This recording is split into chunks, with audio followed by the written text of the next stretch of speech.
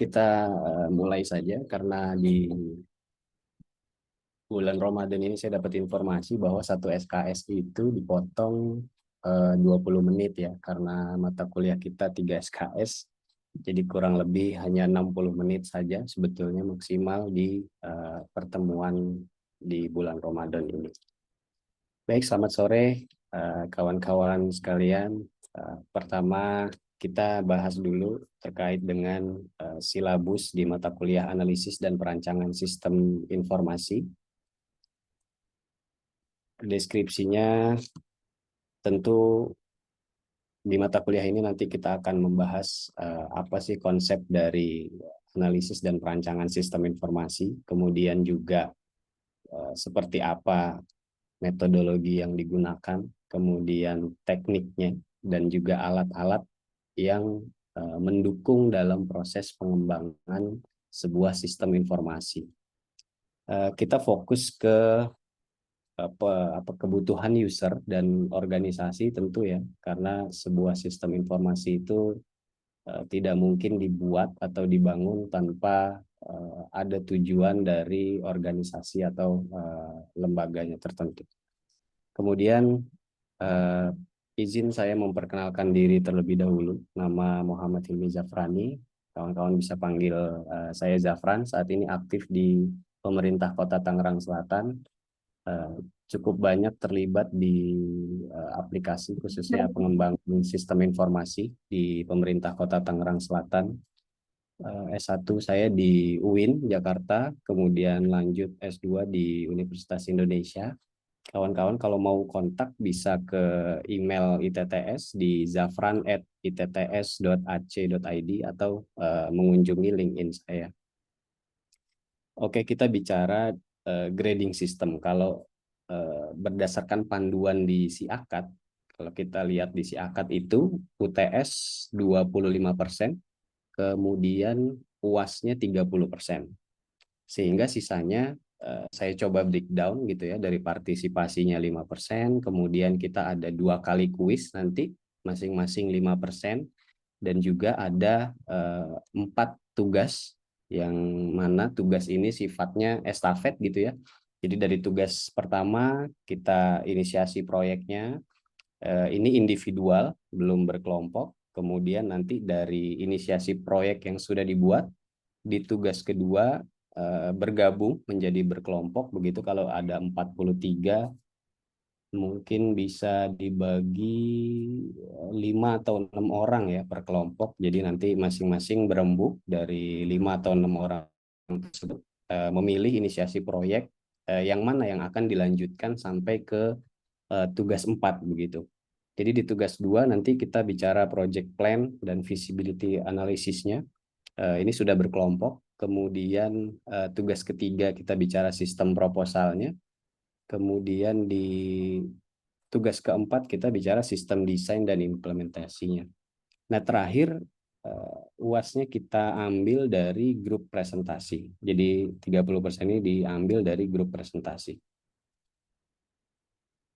Agenda pertemuan kita kurang lebih ada 16 pertemuan, di mana pertemuan pertama hari ini sedikit pengenalan tentang SAD atau APSI ya, analisis dan perancangan sistem informasi. Kemudian nanti di pertemuan kedua rasanya Jumat depan itu udah tanggal merah ya, jadi kita ketemu lagi itu bulan April kalau nggak salah saya lihat, tanggal 14 April. 14 April kita sedikit membahas mengenai IS Project Planning dan Management, dan juga rilis nih tugas satunya. Jadi di pertemuan berikutnya bulan April sudah rilis tugas satu. Tadi kita bicara tentang tugas satu itu inisiasi proyek ya. Jadi masing-masing sudah bisa apa namanya membuat gambaran dari sekarang kira-kira akan membuat proyek apa gitu untuk tugas ke depan. Nah, di pertemuan ketiga kita teori, kemudian di pertemuan keempat ini ada kuis satu. Nah, kuis satu ini isinya materi dari mulai pengenalan APSI, kemudian project planning, dan juga requirement analysis. Kuis ini dimulai sebelum perkuliahan. Jadi di pertemuan keempat akan ada kuis terlebih dahulu sekitar 30 menit ya sampai 40 menit. Kemudian baru dilanjutkan dengan teori functional modeling. Dan juga batas akhir dari submit tugas 1. Di pertemuan kelima kita bicara structural modeling mengenai kelas diagram, objek diagram, dan juga rilis tugas kedua. Kemudian di pertemuan keenam kita bicara behavioral modeling, state diagram, dan juga interaction. Di pertemuan ketujuh ini batas maksimal submit tugas kedua, dan kita juga bicara tentang bagaimana membuat sebuah IRD. Di pertemuan ke-8 UTS. Kemudian di pertemuan 9 tugas 3 ini rilis, melanjutkan dari tugas 2 sebelumnya. Kemudian di 10, 11 ini maksimal submitnya ya, dan juga ada kuis 2. Kuis 2 biasa dimulai, kalau kuis itu dimulai sebelum perkuliahan. Jadi mengerjakan kuis dulu 30 sampai 40 menit, kemudian baru dilanjutkan perkuliahan.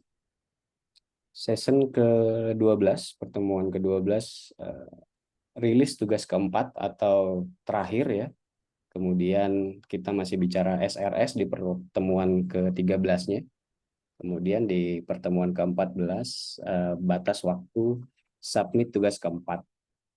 Nah, karena ada 43 mahasiswa yang terdaftar saat ini gitu ya. Jadi saya coba bikin ada 2 pertemuan untuk presentasinya, di mana sesi 1 itu nanti di pertemuan ke-15, kemudian sesi kedua di pertemuan ke-16. Mudah-mudahan ini agendanya cukup dan bisa maksimal.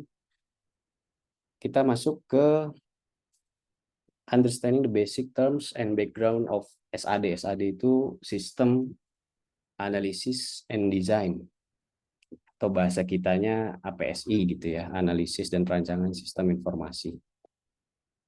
Ini rujukannya yang bisa teman-teman baca. Saya ambil dari System Analysis and Design, karya Dennis, Wixom, dan Roth.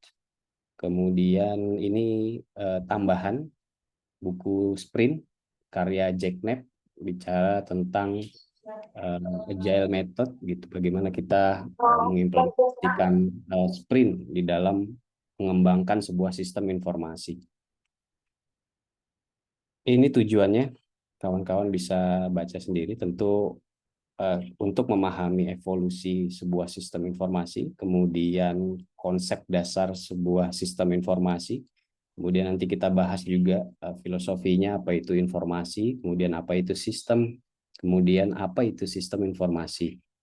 Kemudian juga nanti ada role sistem analis dan beberapa role lainnya seperti programmer misalnya atau project manager.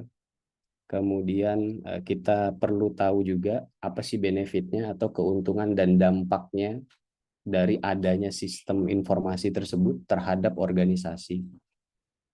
Kemudian berikutnya kita masuk mengenai evolusi sistem informasi, di mana sistem informasi itu terdiri dari 2 kata.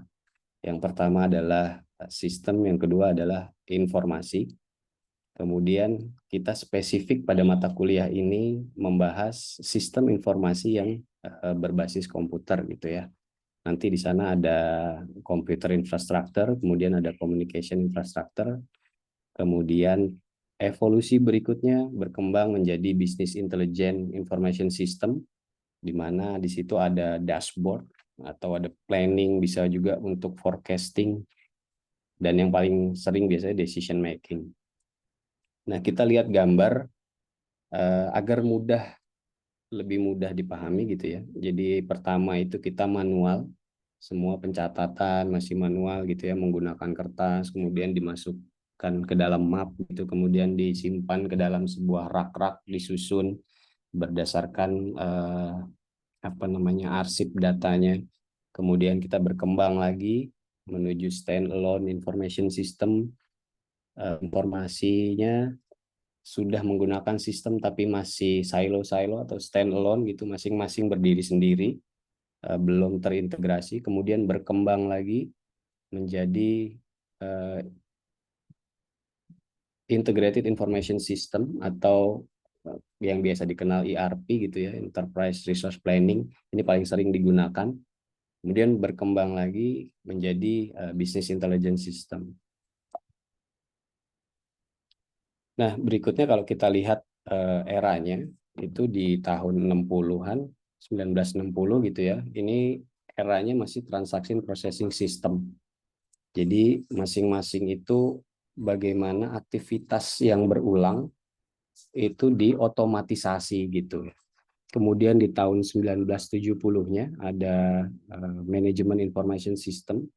Ini bisa direkap mingguan, bulanan gitu ya, tahunan gitu. Kemudian di era 1980 itu udah mulai masuk Strategic Information System. Data processingnya itu ada eksternal dan internal datanya.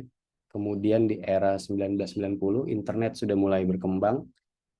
Information systemnya di sini e-business, e-commerce, e-gov gitu ya, memanfaatkan teknologi internet.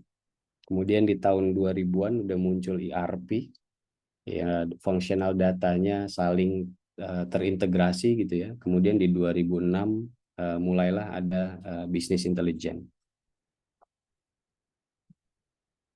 Nah, berikutnya apa sih informasi itu? Kalau di sini dibilang informasi itu ya manipulasi atau apa namanya kalkulasi dari data yang berbentuk numerik ya, teks, grafik, image, video dan lain sebagainya. Data tersebut diolah gitu ya, dimanipulasi sedemikian rupa sehingga menjadi suatu informasi.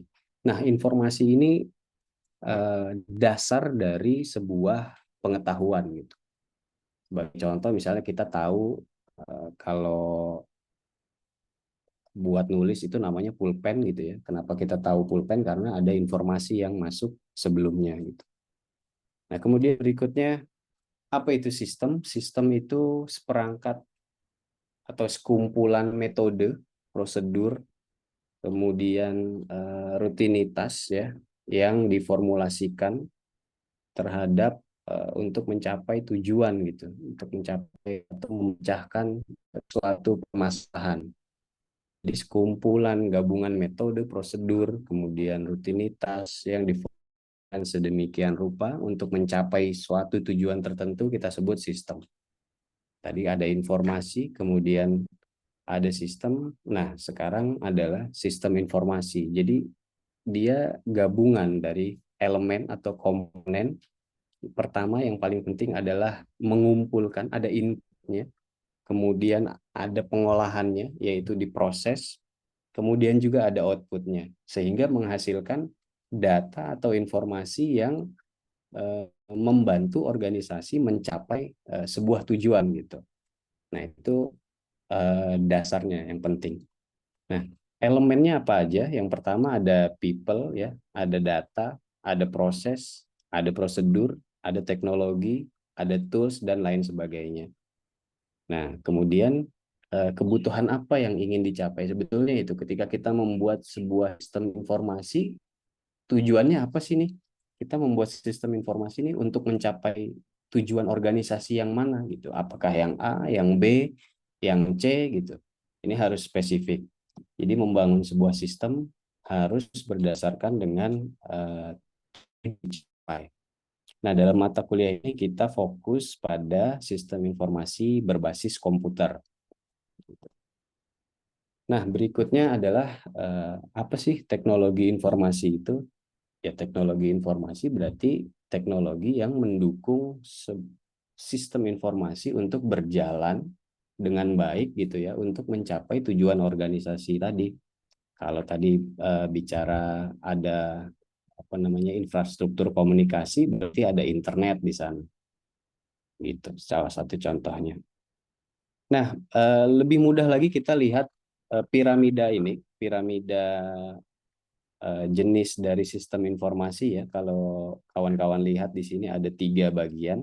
Yang paling bawah warna biru itu structure atau kita sebut dengan operational management.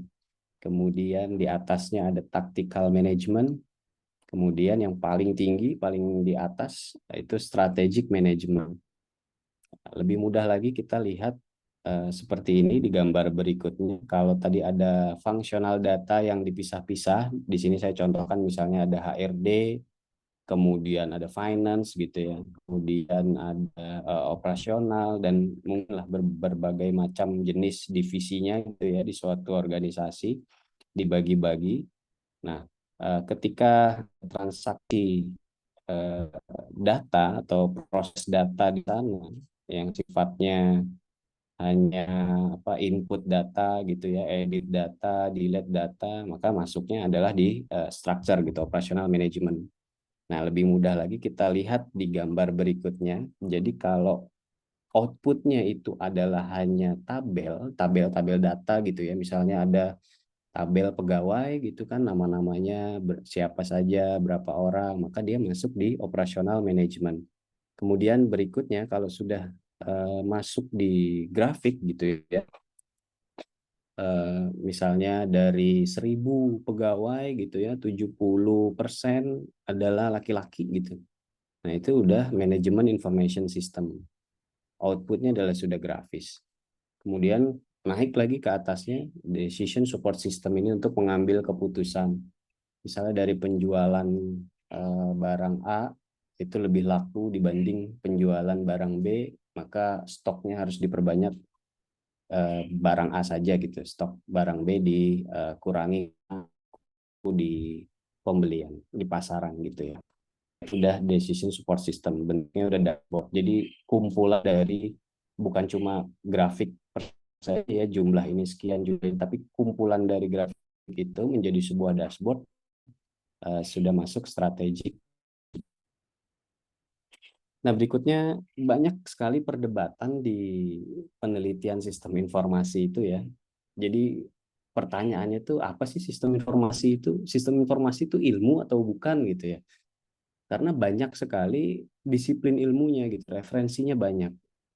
Terus dianggap juga lemah di teori gitu, karena orang bicara sistem informasinya dominasi praktek gitu, langsung aja bikin sistem informasi gitu. Teorinya jadi bagi kami ini akademisi ini agak lemah gitu, karena dominannya ke arah praktek gitu. IS juga sistem informasi juga banyak menggunakan metodologi gitu, model dan framework. Nanti beberapa akan kita bahas di pertemuan selanjutnya. Nah, tadi sistem informasi itu terdiri dari people, object, prosedur, dan juga organisasi. Terus juga jangan lupa tipenya apa sistem informasi yang akan kita kembangkan gitu. Kemudian juga dalam mengembangkan sebuah sistem informasi, pastikan kita menggunakan metodologi tertentu gitu. Metodologinya apa? Kita bisa lihat di selanjutnya. Beberapa research question di sistem informasi kalau teman-teman tertarik untuk melakukan riset di bidang sistem informasi, ada beberapa research question di sini.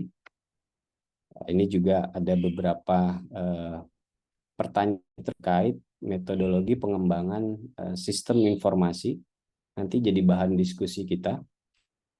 Kemudian metodologi sistem informasi itu merupakan sekumpulan prosedur, teknik, tools, dan juga dokumentasi yang membantu sistem developer dalam hal konteks ini, misalnya programmer gitu ya salah satunya, untuk memudahkan mereka gitu dalam mengembangkan sebuah sistem informasi sehingga jadilah sistem informasi yang ingin dicapai.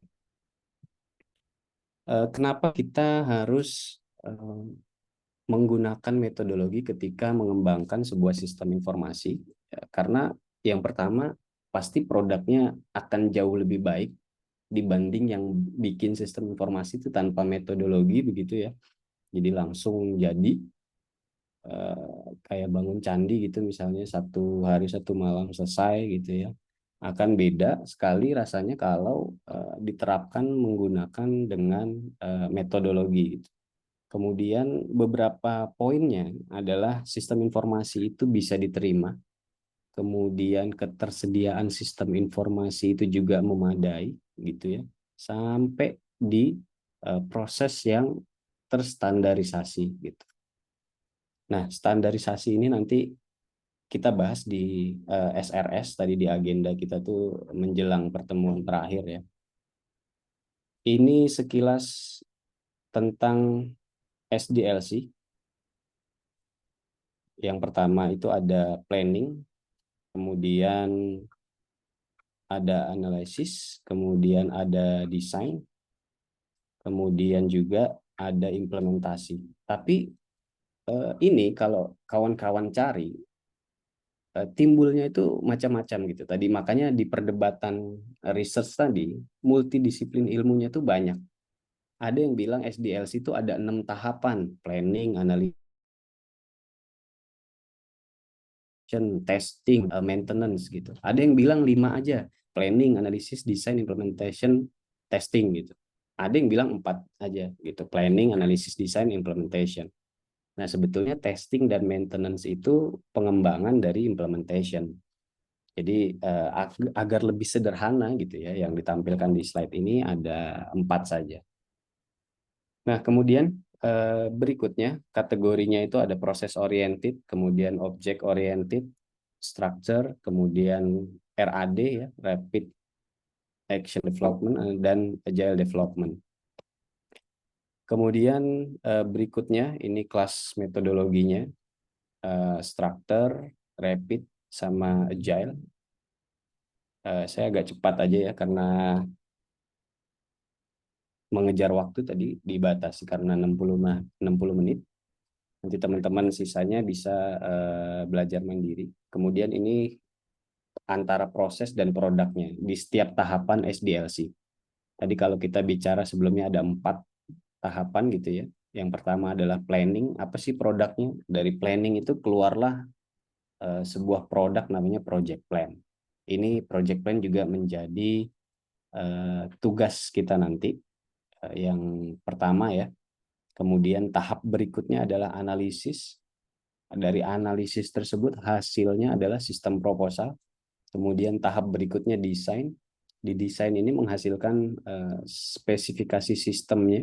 Dan yang terakhir adalah implementasinya. Implementasi tentu menghasilkan sebuah sistem informasi yang baru.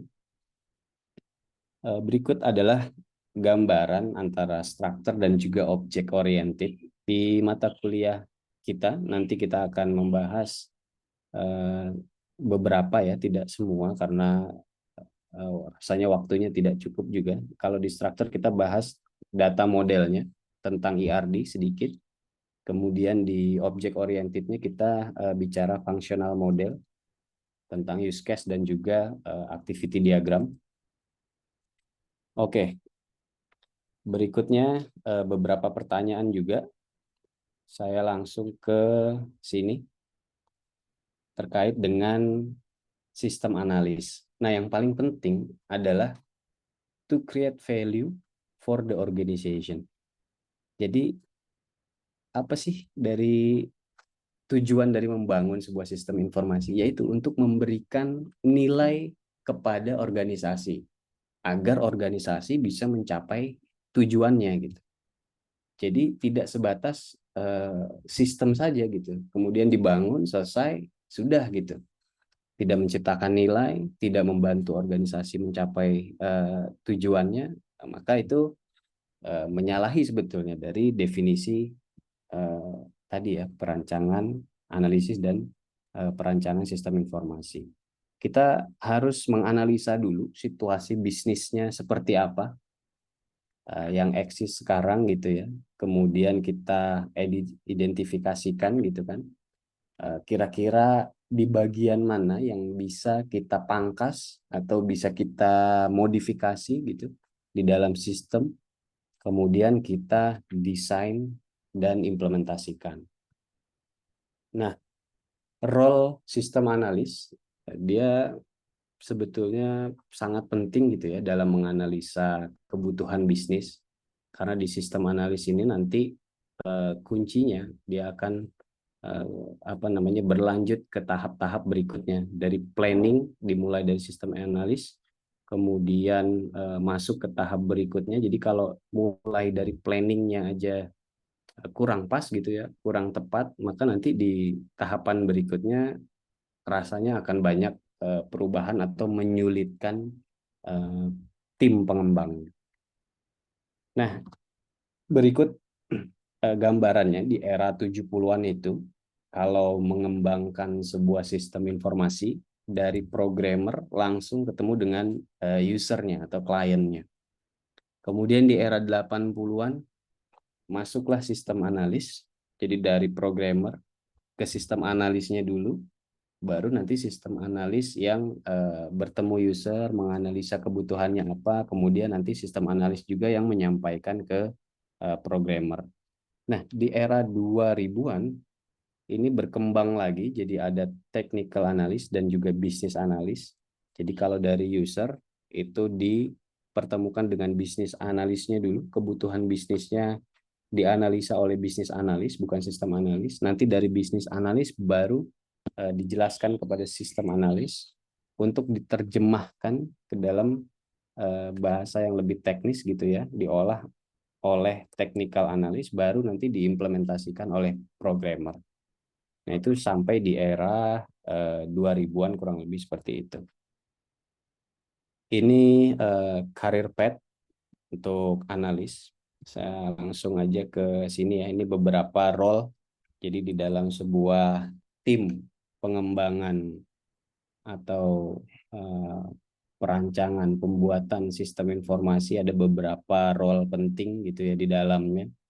Yang pertama ada bisnis analis, kemudian ada sistem analis, kemudian juga ada infrastruktur analis. Ini rasanya jarang, tapi karena semua biasanya jadi Superman gitu ya, jadi segala ada, menyangkut ya, jadi programmer iya, jadi sistem analisnya juga iya, jadi bisnis analisnya juga iya, jadi infrastruktur analisnya juga iya. Tapi idealnya adalah role tersebut kita pisah gitu. Kemudian juga ada change management analis, kemudian juga ada project manager. Change management analis ini juga jarang ya, karena setiap perubahan atau versioning kita sebutnya itu jarang terdokumentasi gitu. Jadi ada banyak beberapa, di tempat saya juga gitu, beberapa aplikasi ada pengembangan gitu atau ada penambahan fitur tapi tidak tercatat apa namanya versioning atau perubahannya gitu.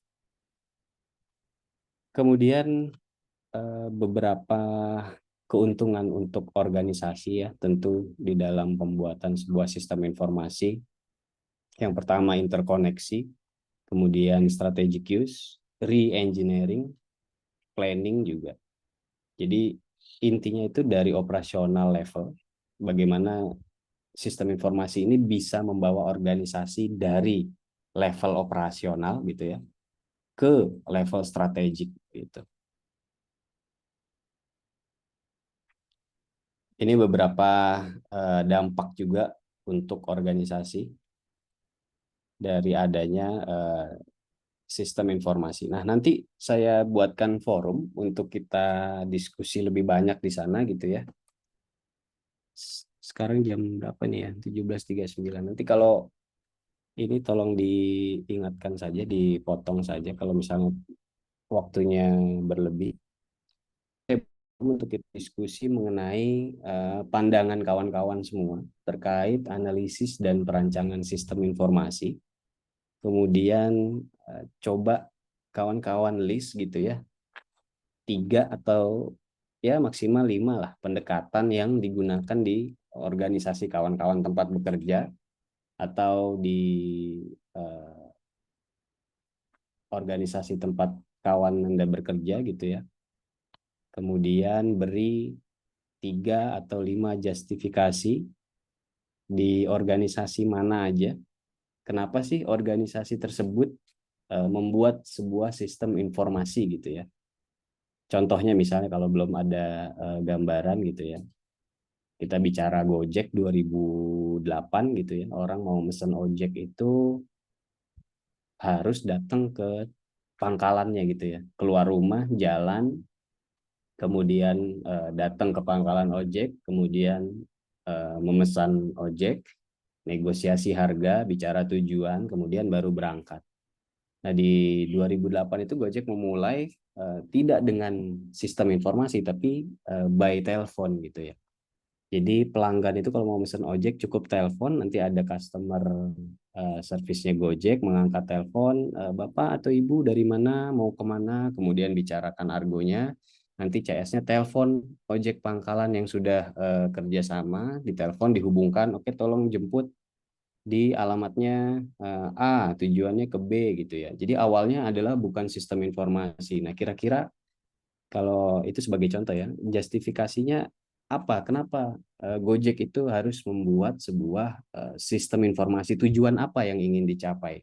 Nah, mudah-mudahan dari contoh itu tergambar gitu ya dari diskusi kita nanti di forum mengenai eh, apa namanya pendekatan apa yang digunakan di organisasi dan juga kenapa sih organisasi tersebut harus membangun sistem informasi itu gitu. Tujuan apa sih yang ingin dia capai gitu.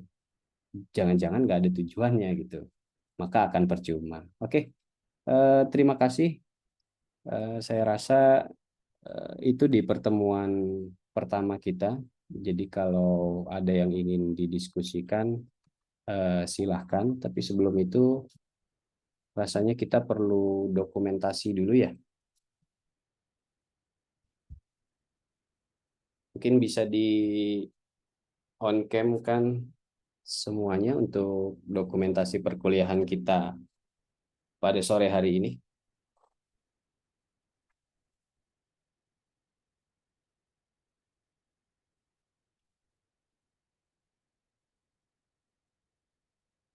Oh, ini ada chat ya, saya baru lihat. Ada yang nyasar 6 orang masih di sini atau sudah keluar?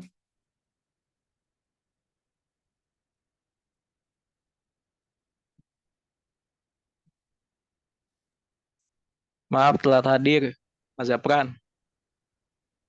Siap, nggak apa-apa, Mas Gifari. Pak, kamera saya error, Pak. Nggak bisa dibuka.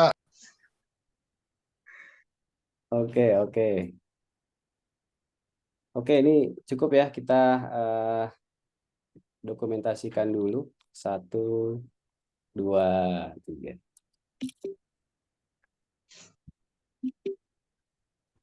Sistem ASMC-nya gimana, Oke, Pak? terima kasih kawan-kawan. Iya, Pak. Bagaimana, Pak? Pak, kalau sistem ASMC-nya cukup dari sini, Pak. Tadi di capture. Iya, betul, otomatis, Pak. Sudah otomatis ketika klik link itu sudah dianggap hadir, Pak. Oh, klik link yang di LMS ya, Pak ya? Iya, betul. Kalau yang tanpa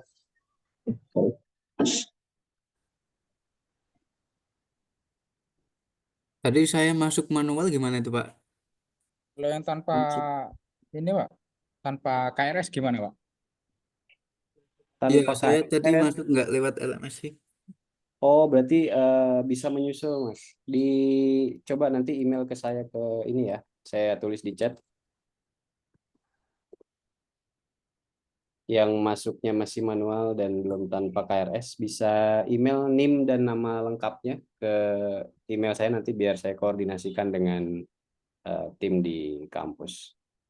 Baik, Pak. Terima kasih, Pak. Makasih Pak. Oke, baik. Ada pertanyaan lagi, kawan-kawan? Kita siap-siap berbuka puasa bagi yang berpuasa. Kita bertemu lagi di bulan April ya, karena Jumat depan itu sepertinya sudah tanggal merah ya. Jadi 14 April kalau tidak salah kita lanjut di pertemuan berikutnya.